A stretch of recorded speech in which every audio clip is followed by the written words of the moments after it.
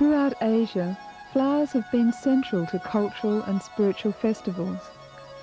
It is not commonly known in the West that flower essence traditions have ancient origins. We discovered these traditions when we met our dear friend Chin Litung in Malaysia. His very name, Chin, means flower in Chinese.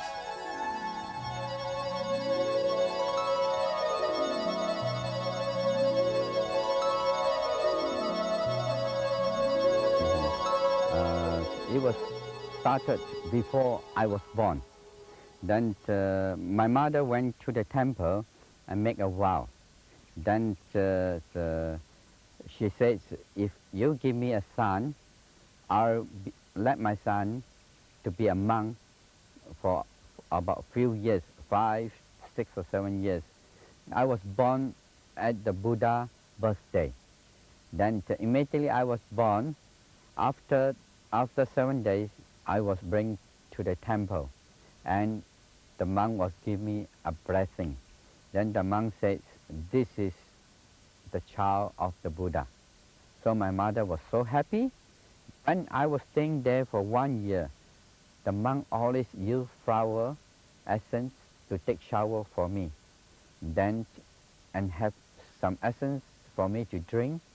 Then I was what I call growing very quickly. Behind the temple, my godfather, the monk, the chief monk, have a lot of flowers. He have nearly few hundred kinds of flower planting behind the temple. So my godfather said, so this kind of flower cure which kind of disease, and this type of flower to use on which type of people. There's so many kinds. It took me quite some time to learn that. At the age of 16, I went to Bangkok and to study against the Buddhism. And then also the same thing, they teach me flowers, all these things. I stayed there for about 1 year. Then I learned a lot. Then the monk said, you got to go to the Golden Triangle on top of the hill, 20,000 feet above sea level, to an old temple there.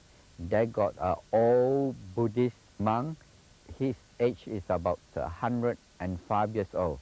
And you will learn more from there.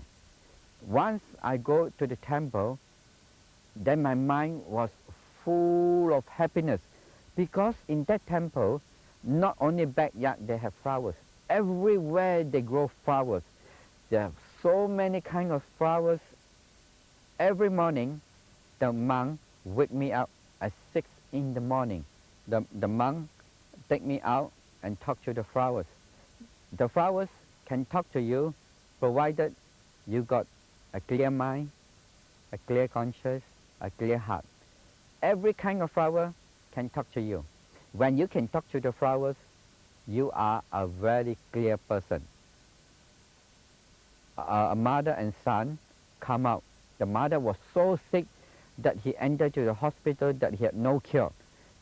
Even the hospital cannot tell whether her mother, what kind of disease. See? So the doctor said, she have only 7 days to live. And the monk come out, he looked at that. Oh, actually this woman in need of help. So early in the morning, the monk went out to the garden and talked to the flowers. The monk took a flower and put it in the water and let the woman to drink. After 7 hours, the lady can walk up and talk very nicely. So the lady was bowing to the monk and bowing to the Buddhist. The monk said, wait, that is another person, you should pray for it. So he took the lady to the flower, and the lady talked to the flower and said thank you. And the flowers was talking to the lady in the mind. Then the lady said, the flower is talking to me. The monk knows that. Then the flowers put 6 cents into the lady. So the flower was saying to the lady, said, don't tell anyone that I'm a flower who can cure you, because some people might come and destroy me, because I want to live here for centuries. Every half a year, when I go back to Southeast Asia, I always go to the temple to have a flower shower. Every time when I go, I have only a shorts on my body, and then I sit like a Buddha, and the monk will have a pail of water in front of me with 7 kinds of flowers. They bring me to the other side, in front of the Buddha, where they can be wet on the floor. Then they take the flower and shower me bit by bit until my mind is so peaceful that I totally forget the outside world.